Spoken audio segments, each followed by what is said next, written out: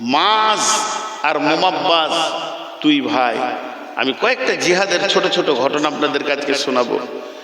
মাজ আর মুমাব্বাজ দুই ভাই।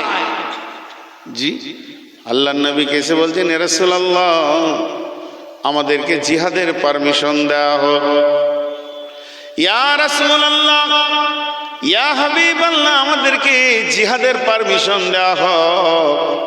বিশ্বনবী মসজিদে নববীতে একটা দাগ টেনে দিয়ে বললেন, যদি তোমরা এই দাগের পারাপার হও তবেই তোমাদেরকে নেওয়া যাবে।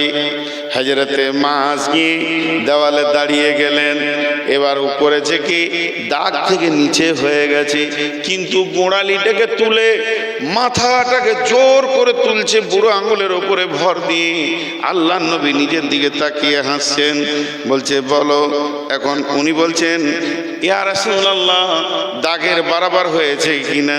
নবীজি বলেন, তুমি তো গোড়ালি তুলেছো, আচ্ছা ঠিক আছে চলো, তোমার দিল বড় মজবুত আছে, কবুল। মুমাব্বাদ বলছে, রাসূলুল্লাহ, ইয়া রাসূলুল্লাহ, মাজকে নিলেন, আমাকে যদি না নেন আমি তো একা পড়ে যাব, জান্নাতে চলে যাবে, এটা কেমন করে হয়? বিশ্বনবীকে তখন বলছেন, মুমাব্বাদ, আপনি মাজকে নিলেন কেন?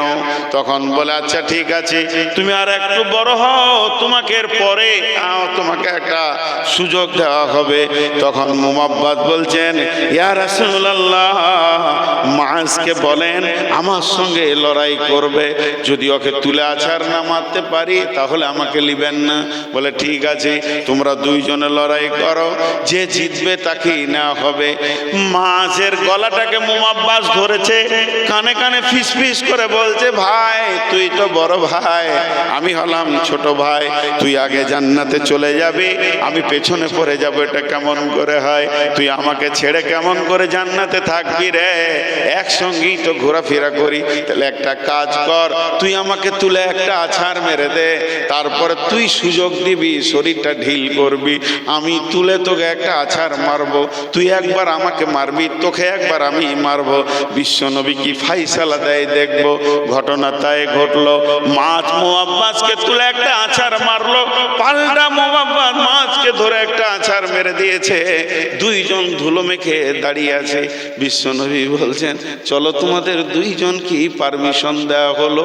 এবার তারা দুইজন কাঁধে তালোয়ার নিয়ে ওহুদের প্রান্তে চলে গেছে। ওহুদের প্রান্তে ঘুরতে ঘুরতে কাকে পাবো কাকে পাবো, দুই ভাই বলছে আবু জাহেলকে দুনিয়া ছাড়াবো, রসুলকে বড় কষ্ট দিয়েছে আবু জাহেল। আমি মায়ের কাছে শুনেছি, আব্বার কাছে শুনেছি, আবু জাহেল বড় কষ্ট দিয়েছে। সাহাবীদের ভিতরে খুব ঘোরাঘুরি করছে। বড় সাহাবীরা বলছে, তোরা ছোট মানুষ, একটু চুপ থাক, এত বাড়াবাড়ি কেন?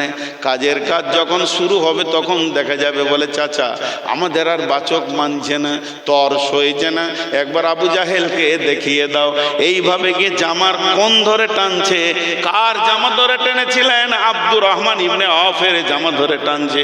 বলে চাচা, আবু জাহেল কোনটা? বলে আবু জাহেল কি করবি তোরা? জানিস কত বড় বীর, কি করবি তোরা?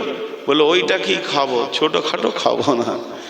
আল্লাহ যখন বলল, আব্দুর রহমান ইবনে আওফ বলছে, ওই যে ঘোড়ার ওপরে যে মাস্তানটা সিনা উঁচু করে বসে আছে, ওটা আবু জাহেল।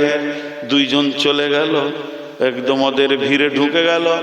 এমনি করে নিচে থেকে বলছে, তুমি আবু জাহেল? বলে হ্যাঁ আমি আবু জাহেল। সত্যি তুমি আবু জাহেল? বলে হ্যাঁ আমি আবু জাহেল। কি আর করছে না, ছোট ছেলে তো, ওই লেগে আবু জাহেলও তো গুরুত্ব দিচ্ছে। তুমি যে নবীজিকে মেরেছিলে সেই আবু জাহেল? বলে হ্যাঁ আমি সেই আবু জাহেল। তুই যাকে খুঁজছিস আমি সেই আবু জাহেল। মাছ বলছে, তোকে আর লয়, মারলো, কোপ পায়ে গিয়ে কোপ পড়লো। তখন আবু জাহেল বুঝে নিয়েছে, রে বাবা, ছোট মরিচ হলে কি হবে, ঝাল তো অনেক বেশি রয়েছে দেখছি। মাঝের যখনই দাঁত পড়েছে, সঙ্গে সঙ্গে মুআব্বাস আর একটা কোপ মেরেছে। আবু জাহেল ঘোড়া থেকে নিচে পড়ে গেল। যেই নিচে পড়ে গেল, বলে আর কি আর করা যাবে না। আবু জাহেল মাঝের এখানে একটা কোপ মারলো, হাতটা লটকে গেছে, সামান্য চামড়াতে আটকে আছে, এরকম লড়ছে। মাছ কি করলো, এই হাতটা আমার ডিস্টার্ব করছে বলে পায়ে রেখে টেনে ছিঁড়ে দিয়ে এক হাতে দুই ভাই আবু জাহেলকে মাটিতে শুইয়ে দিল। কেউ কেউ বলে ওই অবস্থায় একজন বড় সাহাবী গিয়ে আবু জাহেলের দেহ থেকে মাথাটা আলাদা করে দিয়েছিলেন।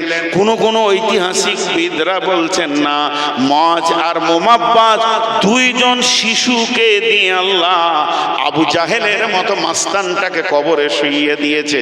তার মানে কি, ইকাতিলুনা ফি সাবিলিল্লাহ, হে মুসলমান তোমরা জাগো, আল্লাহর জন্য জান দিতে হবে, একদিন আগে একদিন পরে। এত ভিজে বিড়াল হলে হবে না, তাহলে তোমরা লুটে লুটে সব চলে যাবে। আল্লাহ তাবারাক ওয়া তাআলা বললেন, তোদের জানকে আমি কিনে নিয়েছি, জান দিবি তো জান্নাতুল ফেরদাউস পেয়ে যাবি, কারণ জান্নাত তোদের জন্য অপেক্ষা করছে, হুর পরীরা তোদের জন্য গান গাইছে। হে মুজাহিদের দল, ফি সাবিলিল্লাহি বিআমওয়ালিহিম ওয়া আনফুসিহিম, আল্লাহ তাবারাক ওয়া তাআলা বলছেন আমি তোদের জান এবং মালকে কিনে নিয়েছি। হাজি ভাই একদম বিরক্ত হবেন না, বসেন বসেন বসেন। এমন কিছু শীত আসেনি, যথেষ্ট পরিমাণে এখন মানুষের শীত কমে গেছে। এ তো গেল একটা। জি, আল্লাহ তাবারাক ওয়া তাআলা কিয়ামতের মাঠে বিচার নেবেন। কেমন বিচার নেবেন? তুমি মাল কোথা খরচা করেছো আর জান কোথা খরচা করেছো। জান কোথা খরচা করতে হয় আমাদের জানা নাই।